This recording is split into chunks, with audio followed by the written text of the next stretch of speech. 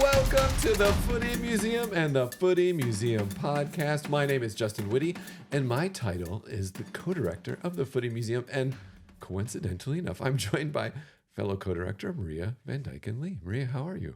It's a beautiful day. It is a beautiful day. No, it's not. It's still winter. Yesterday was beautiful. It was. But it is a beautiful day if you happen to be a Columbus Crew fan because they won the Major League Soccer Championship Cup, MLS Cup. Oh, yeah. Did you watch this game? I did. What were your thoughts? It was, my first and foremost thought was I was glad that LA didn't win. Sorry, LA. Oh, yeah? Why is that? Because I think we always talk about how MLS still has parity. And so every time that somebody wins a trophy who's not the previous winner, it keeps the parity. One of the best things about the league going, which is the parity. So, and I have to say, in the build up to the game, it was real clear that the Columbus fans were all in. It seemed like a great atmosphere. There was a great tifo before the game. I think it said like the original black and gold. Yeah. They were really going with that online too. Oh, yeah. And then, a lot of interaction from the fans. It looks like a great stadium. The weather was very Midwest. That rain. Probably hurt LA a little bit. Oh my gosh. I'm happy. I'm a neutral in this game. I'm totally happy with the outcome. I'm so glad Darlington Agby gets another championship. I think that Columbus plays a really fun style for MLS. Their coach, Wilfred Nancy, is great.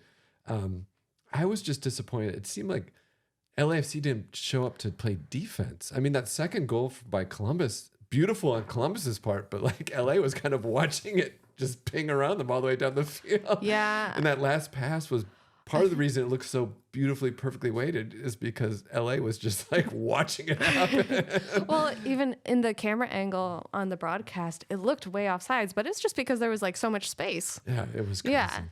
But congratulations to Columbus. Yeah.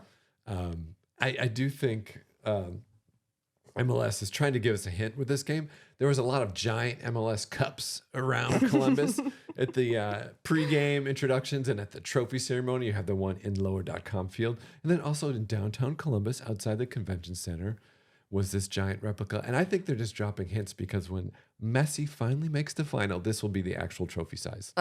Yes. Every year it's just going to get slightly bigger. Well, he's only probably going to play like one more year. 2 more years? Yeah. Yeah. Yeah, it'll just keep getting bigger. Eventually he'll just, I don't know, he'll have his whole former Barcelona team help him carry it out of the stadium. A bunch of old guys from Barcelona.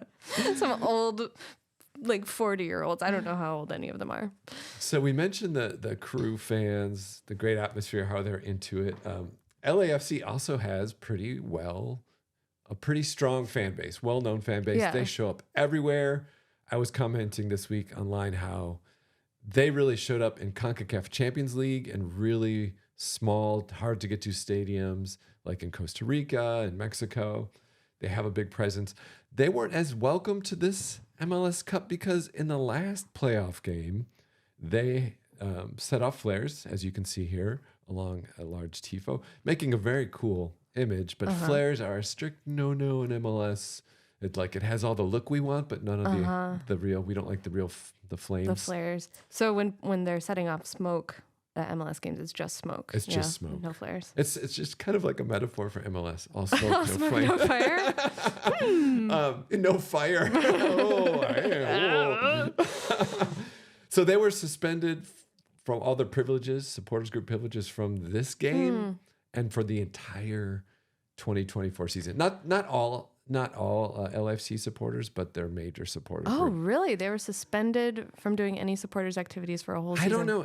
It says they're suspended from all supporter group privileges. So I don't know if that means access to the supporter section maybe at BMO Stadium.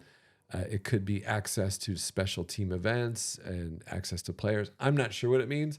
It seemed like a pretty harsh response. What do you think about that? Well, because I've heard both. Some people online were like, that's what you get, you know? Especially, I want to point out, I guarantee if they had not come down with those sanctions, the MLS marketing team would use the image we're looking at right now on rotation. Just like, check out our soccer culture in America. Yeah, I think that's the thing. If you're trying to build a fan base, a very harsh penalty for one of the largest fan bases is a big gamble to take. But I mean, what is the risk of a flare? Safety risk, fire risk, all these types of risks. Like, does the punishment fit the offense? Like, is it? I don't know the risks of flares. Things come to mind. It's a fire. It's a fire thing, and maybe maybe that smoke is more toxic. It seems like a warning maybe should have been in order. I don't know. I think LAFC fans, some people hate them. I think they're great. They've brought a lot of energy into the league along with that team. I think that they have helped grow the league and representing in international cups. And so I think maybe considering the league relies on them so much as like a sample, maybe hold off. Anyway, I do want to say to LAFC fans, sorry, tough year for them. Over 53 games. They were in 3 cup finals and lost all 3. Maybe that's why they were a little crazy with those flares. But MLS did miss a chance since both teams were black and gold. They could have labeled this as the Noche de Oro Cup, the night of gold.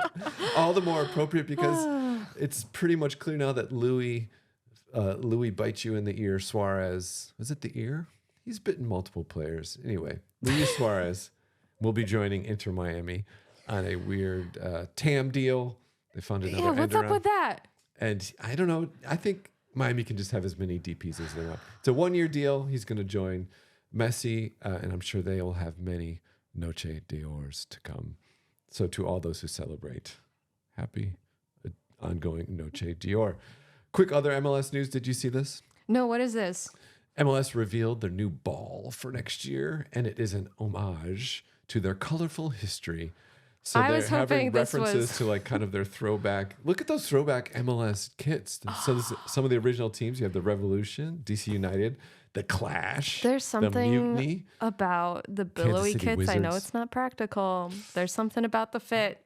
What do you think the average speed of running was reduced by those kits? It was worth it, whatever it was.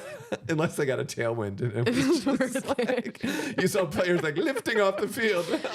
It's an equal penalty for everyone. They kind of look like parachutes. They do. Literal parachutes. Or hot air balloons. I do like the colors. I wish I could see the design. It's hard through all the rippling going on. And these are fit people. Imagine how that would look on it just drapes beautifully. It's just like a Roman. Anyway, so the ball is a reference to that. I think it's fine. Apparently, there's a lot of hot takes on this online. People don't like fun things. Care? Do you care? Who cares about them? Like, I love all things design around. That's what we're about. Have fun on the ball. But the ball, I can get into kits. I can get into crest, I get tifos. Balls, I'm kind of like. Who cares about an ugly ball? Yeah. What about you? How are you feeling on soccer balls? Yeah, I agree. I think the only thing is when, like, what World Cup was it? Was it South Africa where the actual construction of the ball affected the play? That's a whole different thing. That's a whole different design aspect. But as far as it looks, yeah, it just gets kicked around. It was just kind of a fun little thing. Well, this is a reference to. I have a ladybug soccer ball. That's the only soccer ball I own is a ladybug soccer ball. Oh. I have the only special soccer ball I own is from the 2015 Women's World Cup. And then, yeah, that's it. That's my only collectible soccer ball, but we just use it like a normal soccer ball. So, anyway. Same with the ladybug. I'm glad you don't have it on a pedestal. Well, this ball is a reference to all old things as we go into a new era, which is also the theme of the Chicago Fire, who announced this week that after a extensive search. I think I just found my next haircut. The top levels, all the top levels of world football, they decided that they will remove the interim tag from Frank Klopas, who was in his 3rd stint as head coach. He does not have a winning record as the Fire head coach, but oddly enough, it is the most winningest of modern day. I don't know. It's bad. Frank Klopas shown here in his U.S. men's national team days. That's the haircut Maria will be working on, I hope.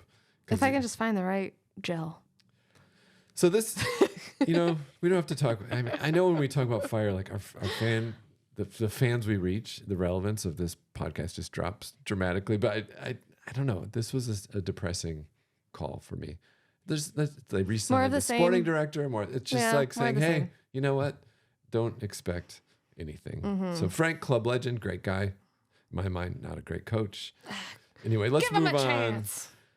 to some other soccer. Ooh, nice Look at Photoshop. this. What is going on? That's some clever little... What a crazy time in the Premier League. Oh, yeah. Man City's only won 1 out of their last 5, and that was this weekend against lowly but powerful Luton Town. And that was close. So I think it's just is this pre-holiday drama, and they're just going to come back and like go undefeated after the break, or what do you think? Oh, I'm no expert, but I think it's... Yes, go on. In my not so humble opinion, I think it has everything to do with Kevin De Bruyne. Yes, I've heard that a lot. I haven't heard anybody say that. You haven't? Oh, I'm the first one. Oh. So Maria is the only one who's noticed that Kevin De Bruyne He hasn't been playing. has been absent. And Where has he been? A master of the midfield. Yeah, and he'll be back. I think they'll be fine, but it's still fun to watch Liverpool, Arsenal, and Villa. Oh. How must it feel to be Tom Hanks, most famous Villa fan in the world? No. Head of FIFA, Infantino, the hair, the Astro Boy. Oh, you mean Erling Haaland? Oh, wait. Okay, keep going. Is it like, what are you talking about? What is his name? What is his name? He wears headbands. He wears headbands. Jack Grealish? Oh. I don't know why I didn't get that. That was the beer drinking. So how does it feel to be Jack Grealish? Why I can't believe I just blanked out his name. Yeah, Jack Grealish, the most lovable player in global football. I'm rooting for him all the time. Grealish. I don't know why. There's something. I think it's the headband. I think it's because he's rocking the same hairstyle as Keira Knightley and Bend It Like Beckham. Yeah. AKA Beckham's hairstyle. Well, and he has the enjoyment of a middle schooler who's found himself playing in the Premier League. Mm-hmm. He's just so... Yeah. So I'm rooting for him, but how must it feel to have now be losing to Aston Villa? Yeah. It's short-lived. Yeah. And Villa just got that after their surprising victory this weekend while they were still wearing their purple, as you call them, purple Chelsea. The maroon Chelsea. Liverpool at the top. Arsenal lost in the last game that we just talked about. Oh, yeah. That was a crazy game with a play in front of goal where I think 48 people had a handball simultaneously. And then the ball ended up in the goal and they got called off. But yeah, it's fun to watch. There's some parody going on in that league. Yeah, that's what is... And I like watching Angry Haaland is like straight out of like Thor. Like look at that. Yeah, it's kind of freaky. It actually makes me a little nervous. When he let his hair down and was screaming earlier in the midweek game, that was a little terrifying. I would leave. I would leave the situation. A little PTSD situation. If I was I would just be like, I'm gonna wait for you to cool down. We're gonna take 5. Okay. Erling. I need you to listen to me, Erling. Can I sit you down with a warm cup of Lingon? Oh, but let's talk about a team that is not inconsistent. Whether you can watch them or not, Leeds United. I'll find a way to watch them. Win. But yeah. Oh. So you folled the game this past weekend. Well, it was a 6:30 game, so I caught the second half. But it is frustrating to not just be able to sit down and turn on a streaming service I already pay for. Yeah. And watch a game that is would have more viewership than honestly a lot of MLS games, right? Well, yeah, because those are all on Apple TV. so it's just like really frustrating to not be able to just sit down and relax and do that. But when you mentioned that, you posted about that, and someone was saying they're not on in England either. But I actually think the championship would do better in the U.S. because there's so many connections with U.S. players. That's true. And so much hunger over here, really. I mean, these aren't nothing teams. These are like a lot of teams that pop in and out of the Premiership consistently. The Premiership, that's what it's called. Right? I don't know. The Premier League, yeah, the Premiership, yeah, sure. Popping in and out of the Premier League. And I believe it's the Premiership. Okay.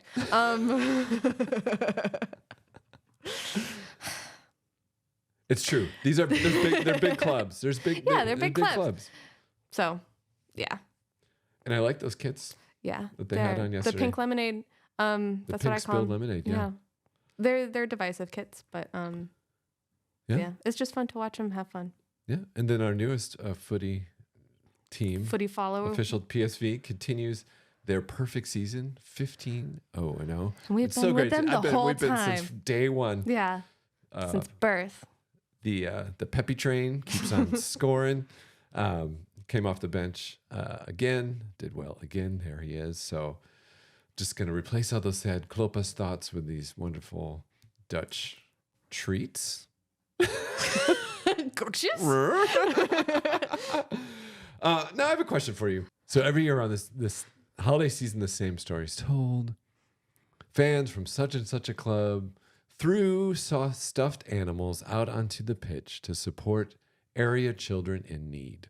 And there's always great footage just chucking. Are there $100 bills stuffed into the... That's my question. Sewn into the thing. It's like, one, as far as I can tell, like Goodwill won't even take stuffed animals. Like, are these actually getting to the kids? And how many stuffed animals does a kid need, really?